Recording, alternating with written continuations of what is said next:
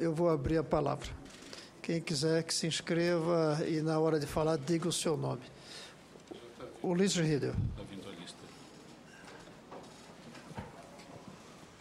Bem, eu quero expressar a minha profunda alegria de ver como relator dessa comissão para especificamente esse trabalho, o senador Cristóvão Buarque. Ele foi mencionado com propriedade pelo Coronel Jorge como um grande educador, mas ele é muito mais do que um grande educador. É uma pessoa da mais absoluta integridade, moral, da mais absoluta lealdade para com, não só com o seu coração, sem nenhum tipo de máscara, como também uma pessoa totalmente comprometida com o bem da sociedade.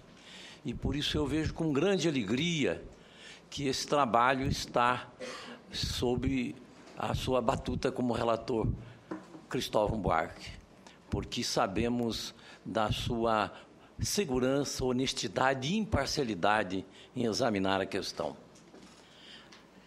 Eu vou dizer umas poucas palavras, como é adequado para esse momento, e diria que a questão tem muita complexidade e que, de uma certa forma, o próprio senador Cristóvão, na abertura do trabalho, apontar essa complexidade, porque nós sabemos que vivemos no mundo de drogas lícitas e ilícitas, e é muito claro que essas drogas chamadas lícitas, elas são a porta de entrada para as drogas ilícitas. Nós sabemos perfeitamente, não foram apontados os números, mas se nós formos verificar os números de crimes de homicídios em que o autor estava alcoolizado, o número de violência dentro dos lares em que o marido bateu na mulher alcoolizado, o número de atropelamentos em que o atropelador estava alcoolizado, o número de violência que ocorre no trânsito por força de alcoolismo e de pessoas que são levadas ao alcoolismo por força de uma sociedade que tudo pode, de força de uma sociedade que faz uma ligação terrível para as nossas crianças entre o futebol, um país que usa chuteiras, entre o álcool, entre a cerveja. Para cada gol tem que ser comemorado com uma latinha de cerveja. Eu vi um dado do IPEA, de mais de um ano atrás, de que aqui em Brasília, entre os jovens de 15 e 25 anos, 18,4% desses jovens pensam que bebem socialmente, mas eles apenas pensam, eles são dependentes alcoólicos. Se um desses jovens, desses 18,4%, tiver que passar 2 meses, 3 meses sem ir a uma festa e sem beber, eles entram em problema psicológico e biológico e social e em desespero. Há uma ligação terrível na nossa sociedade entre o comércio das coisas que fazem mal à sociedade, que fazem mal à humanidade, mas faz bem ao bolso daqueles que estão tendo resultados. Isso nós vemos em todos os vícios que existem, que, aliás, existem muitos outros vícios, além dos vícios das drogas, mas que nas drogas eles são terríveis e são mortais. Eu, pessoalmente, sou vítima na minha família de 2 pessoas íntimas, extremamente íntimas, morrerem alcoólatras. Então, eu vejo que a questão é muito séria. Quando eu vejo o Coronel Jorge com tanta honestidade no seu coração, falando sobre aquela guerra existente naquelas favelas do Rio de Janeiro, o erro é muito mais profundo, o erro são as favelas. O erro é um país que é a 7ª economia mundial, se é a 84ª índice de desenvolvimento humano. Então, uma sociedade que já é uma sociedade de excluídos e que Vossa Excelência meu querido senador Cristóvão Buarque tem com muita propriedade dito da sua preocupação de ver o mundo dividido entre os excluídos e os incluídos, um pequeno número de incluídos e uma grande massa de excluídos. É claro que está tudo errado, está profundamente errado aquele pobre menino que está lá abandonado no morro e que oferecem a ele ser mula para transportar, que oferece a ele ser olheiro, que oferece a ele transportar e negociar. Então, a questão é muito complexa e por isso eu acho que tem uma importância grande esse trabalho que está sendo feito aqui e acho que nós podemos fazer deste limão uma bela limonada. É preciso que a sociedade acorde, é preciso que haja lucidez. Isso é uma coisa fundamental. Nós não podemos viver nessa sociedade da forma como ela está, porque isso não é sociedade. Ela é uma sociedade para uns poucos. Uma grande maioria. Eu tenho amigos meus que vão para uma fazenda no fim de semana para poder se embriagar sem ninguém ver que ele se embriaga todo fim de semana. Está tudo errado, senador. Agora, vamos falar sobre um ponto importante, sobre liberdade e proibição. É claro que numa sociedade organizada existem regras. Claro. Todos nós, quando passamos com os nossos carros pelas ruas, tem rua que eu posso, estrada que eu posso andar a 100 km por hora, tem outras a 80, tem outros lugares a 60. Quando eu passo em frente a uma escola, eu sou obrigado a respeitar a escola, sou obrigado a respeitar a faixa de pedestre, que Vossa Excelência também, como governador, implantou dentro do Distrito Federal o respeito à faixa de pedestre. E Vossa Excelência viu como deu resultado. Como Brasília é uma das poucas cidades do Brasil em que se respeita a faixa de pedestre. É preciso que existam regras, é preciso que existam. Vejam, hoje a gente entra num bar e diz é proibido fumar, mas é claro que tem que ser proibido fumar. É claro que tem que ser proibido. Se não fosse proibido, ia ocorrer aquilo que eu vivi durante muitas e muitas vezes, de me reunir em reuniões com 30, 40, 50 dirigentes sindicais e todos fumando dentro de uma sala fechada. Um absurdo. A sociedade, aos poucos, aprendeu o quanto que aquilo estava errado. Uma sociedade organizada, ela tem regras. E liberdade é a liberdade até o limite em que não cause mal ao outro, não cause mal à sociedade. Aí se diz, mas é minha liberdade individual de eu beber e ficar embriagado. Nós não vivemos num mundo isolado. Hoje a física quântica, a ciência quântica, ela mostra plenamente que somos todos nós interrelacionados. Quando um parente nosso é um problema de viciado em qualquer coisa, seja até no álcool, que é lícito, é um problema para a família inteira, é um problema para a sociedade.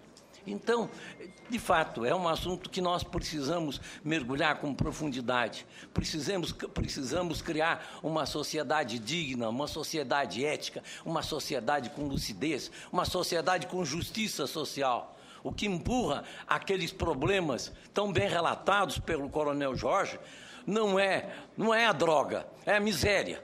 É a miséria que está lá de uma forma absurda dentro do Rio de Janeiro. Eu quero concluir contando que uma pessoa amiga minha, ela criou um centro de atendimento de pessoas necessitadas, lá numa cidade de São Paulo. E ela me disse, Ulisses, eu acho que eu estou enxugando gelo. E por que eu estou enxugando gelo? Eu estou enxugando gelo porque quando eu comecei, eu estava cercado por 4 favelas, mas hoje eu estou cercado por 130 favelas. Ou seja, aquele atendimento direto ali não tem conseguido. Por quê? Porque vivemos numa sociedade em que as coisas, o valor é o de levar vantagem, é o econômico, é o de ganhar dinheiro e pouco importa a miséria dos outros. Nós temos que mudar esses valores. Nós precisamos de virtudes nessa sociedade. Nós vivemos uma sociedade sem virtudes. As virtudes que nós temos não são virtudes, são a inversão de valores. A inversão de valores de que o homem é aquele que é forte, que dá soco, que não leva desaforo para casa, que bebe o que quiser, que faz o que quiser, que fuma o que quiser. Tudo isso está errado. E por isso se nós queremos solução, só tem uma solução, é a prevenção. Prevenção. Qual a prevenção? Qual é a prevenção? Primeiro, temos que mudar essa miséria do país, essa injustiça do país que aí está. Com a miséria que aí está, nós vamos sempre ter os pobres sendo levados para fazer coisas erradas. Segundo, temos que proibir a propaganda de bebidas alcoólicas. Claro que temos que proibir. É óbvio que temos que proibir. É um absurdo que cada gol seja festejado com uma lata de cerveja. Temos que proibir mesmo, tem que haver proibição, não pode haver isso. E, ao contrário, tem que haver uma campanha educativa. Se em cada programa de televisão, ao invés de a gente ver, beba, beba, beba, nós viesse junto um programa educativo sobre os males da bebida, e a mentalidade seria outra, seria totalmente outra. Então, meu querido senador, me permita lhe chamar de querido, porque eu lhe admiro muito, há muitos e muitos anos, lhe respeito, sou um seu fã, sou seu admirador, e sempre bati palmas em pé para toda a sua atuação. Eu fico feliz que o senhor esteja colocado nessa posição, mas nós temos que transformar este trabalho que aqui está num grande trabalho, numa grande limonada, para discutir realmente a droga nesse país, começando pela droga da miséria que aí está, do abandono que estão as pessoas mais humildes. É claro que existe muito que tem sido feito com Bolsa Família, com Casa Minha Vida, há muita coisa, mas o problema é muito mais complexo. O problema é muito mais profundo, porque isso ajuda a tirar a dor e o sofrimento daqueles que estão. Mas as pessoas precisam de oportunidade, precisam de igualdade de oportunidades. Aquilo que o senhor tem defendido com tanto brilho, quando diz que é preciso que a escola do rico seja igual à escola do pobre, que é preciso que a escola que o aluno tem aqui em Brasília seja a mesma que tem o aluno lá do Acre. Quando defende, e eu estou com o senhor, na federalização da educação básica nesse país, para que todos tenham oportunidades reais. Porque nós vivemos até numa falsa democracia. Que democracia é essa? Que uns podem tudo e outros não podem nada, porque, é claro, não são livres para competir, mas como é que vai o fraco competir com o forte? É como colocar num ringue um forte e um fraquinho e dizer, agora vocês são livres. Essa que é a nossa sociedade, essa que é essa nossa democracia. E democracia que, ao invés de ser a democracia social, a democracia do atendimento das necessidades humanas, é a democracia da economia de mercado, da liberdade de competir uns com os outros. Então, há muita coisa para ser mudado mesmo. Eu desejo muito boa sorte na sua trajetória de hoje e sempre, e para mim, o seu nome é um nome para a presidência da República. É o nome de uma pessoa íntegra que está e sempre esteve a serviço do povo, a serviço da justiça, a serviço daquilo que é o mais conveniente para a sociedade. Obrigado pela parte que se referiu a mim e também por sua apresentação. Eu tenho uma lista de, além do ex-senador Ulisses Riedel, de mais 12 pessoas. Vamos tentar ouvir todos. A seguinte é a doutora Rosana Brasil, que é presidente da Comissão sobre Drogas da OAB do Ceará. Tá certo.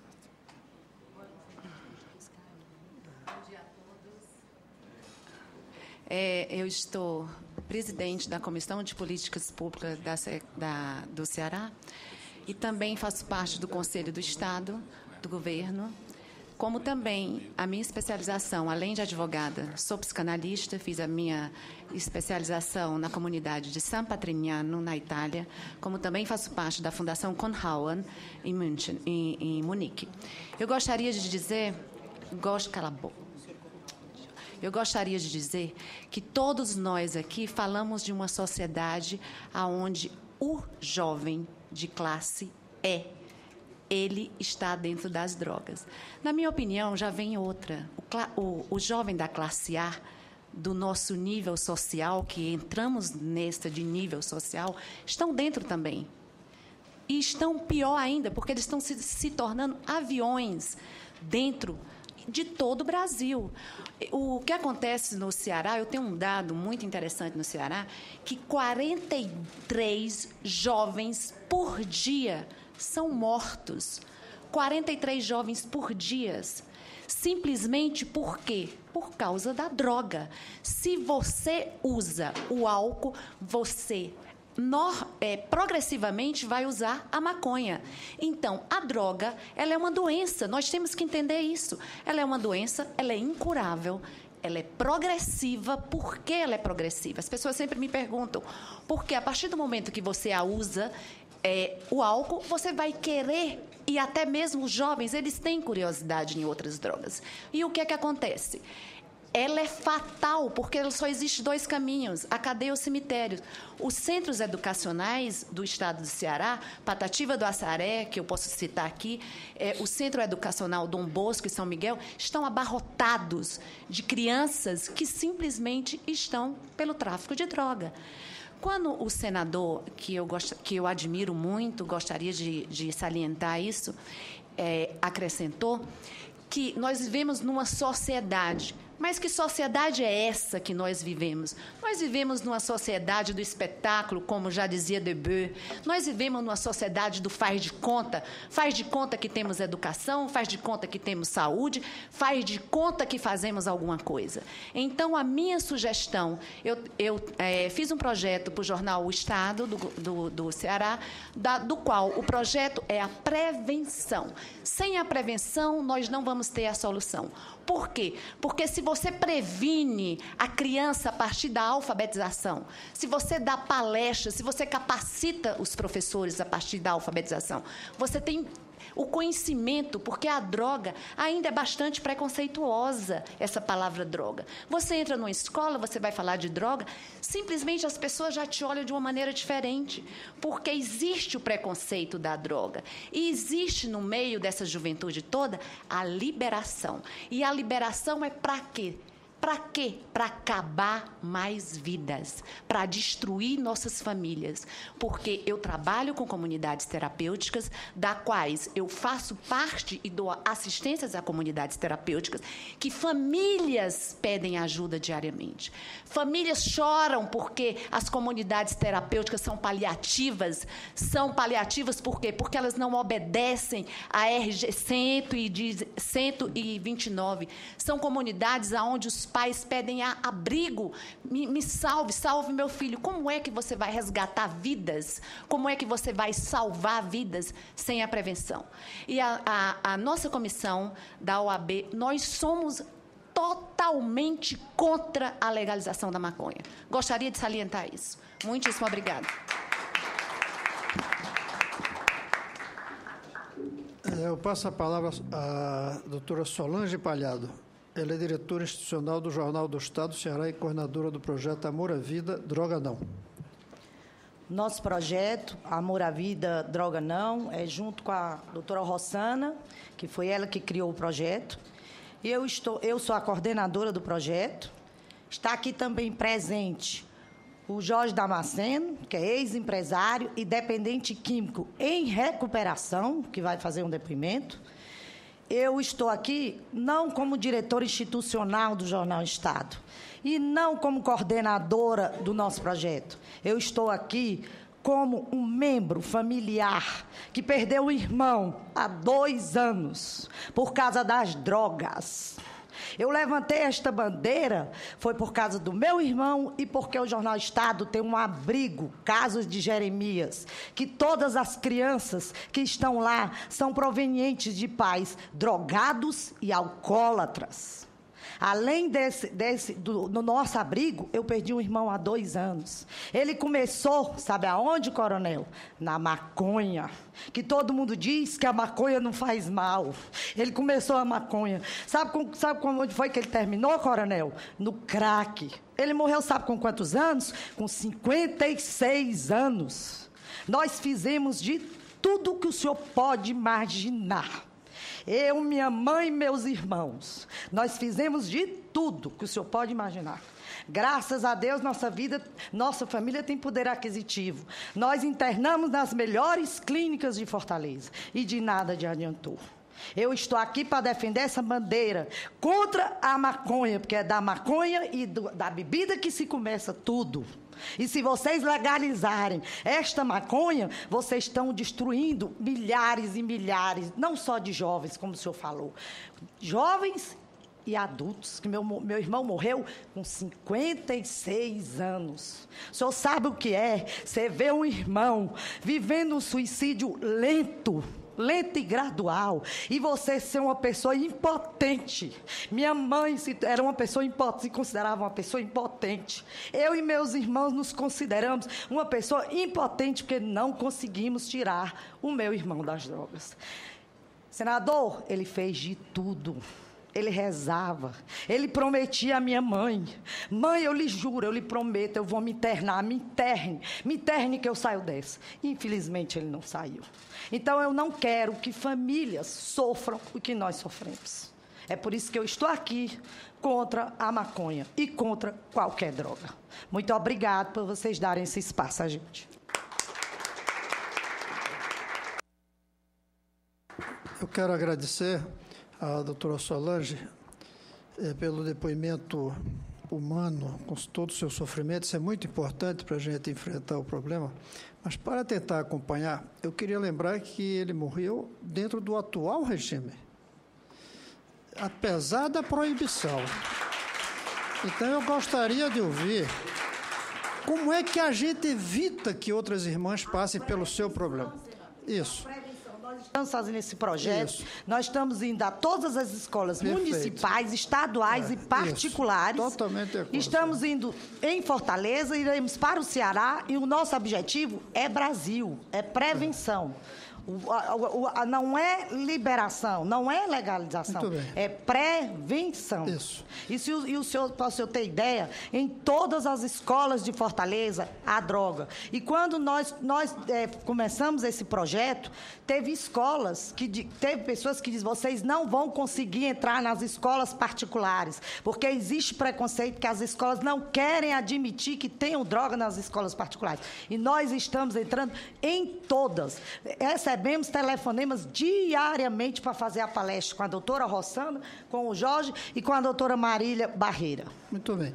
Eu acho que prevenção e educação, que, aliás, é a maneira de fazer a prevenção, aí a gente tem que estar todos de acordo. Dentro da linha do que falou o coronel Jorge aqui, nós estamos no mesmo projeto. O ideal é que ninguém precise de um pingo de droga, de álcool, de cigarro, de maconha, que não precise disso para se realizar plenamente. Agora, eu vou ter que fazer um relatório que vou ter que pensar: prevenção e educação com proibição ou sem proibição, com regulamentação ou sem regulamentação. E essa é a dúvida que eu tenho. Porque, como está aí, está faltando a prevenção. A pergunta é: só isso que está faltando ou está faltando mudar também as regras em geral? Como fizemos com o cigarro. Ninguém proíbe, mas põe lá no maço aquelas fotografias horríveis para que as pessoas, ao fumarem, saibam o mal que estão fazendo para si. Eu vou passar a palavra agora ao Robson Silva, do Movimento Ativista da Paz pela Vida. Bom dia, senador Cristóvão, ao coronel Jorge e ao amigo Nível e todos aqui presentes. Senador, eu vim do Rio de Janeiro em um voo às 5 da manhã para chegar aqui a tempo. Eu conheço o doutor coronel Jorge, que fala da realidade do Rio de Janeiro, também falo da realidade. Eu queria fazer um contraponto à fala do coronel Jorge, que eu, como pai, chefe de família, que tenho uma filha de 6 anos e um filho de 4, e a minha esposa está grávida de 3 meses, senador. Eu, como pai, eu estou aqui para dizer não à droga. Um contraponto ao que o coronel Jorge falou, que ele também é pai e pensa em seus filhos. Eu deixei a minha família, deixei meu emprego para estar aqui hoje presente nessa audiência, segunda audiência pública que o senador Cristóvão Buarque está fazendo, e que na mesa não aparece um representante contrário à liberação da droga. E vivemos em um Estado de direito democrático, uma democracia que só uma parte tem ali o direito de se apresentar a uma mesa. Eu estou aqui disposto a participar, estou aqui na plenária, né? Então, me sinto envolvido no projeto. Mas é uma pena de olharmos em volta aqui e ver que na mesa só existem pessoas competentes para discutir o assunto, porém unilateral. Isso não é democracia. O senador Cristóvão Buarque, como exímio educador, que eu respeito muito, como governador também já foi dessa cidade, do Distrito Federal, atualmente senador e relator desse projeto de lei, eu digo que tem estatutos e tem estudos que diz que mais de 80% da população brasileira é contrária à legalização da maconha. Isso é claro. Essa maioria absoluta é contrária à liberação da maconha. E queremos regulamentá-la para torná-la legal. Ou seja, a maioria não tem mais direito nesse Brasil. Não estou aqui querendo ser contrário à minoria. Respeito aqueles que querem usar maconha. Respeito, mas que jamais seja pela legalidade. O problema é sério, resolver esse assunto não é fácil e a complexidade dele, o que eu tenho em mim, na minha convicção pessoal de indivíduo, de ser humano, é que de forma alguma será passando pela liberação que iremos resolver. O assunto é complexo. Talvez iremos passar aqui anos sem saber como fazer, mas jamais será passando pela liberação. Esse assunto precisa, senador, de ir na rua, ouvir as pessoas, de ouvir os chefes de família, pais, cidadãos.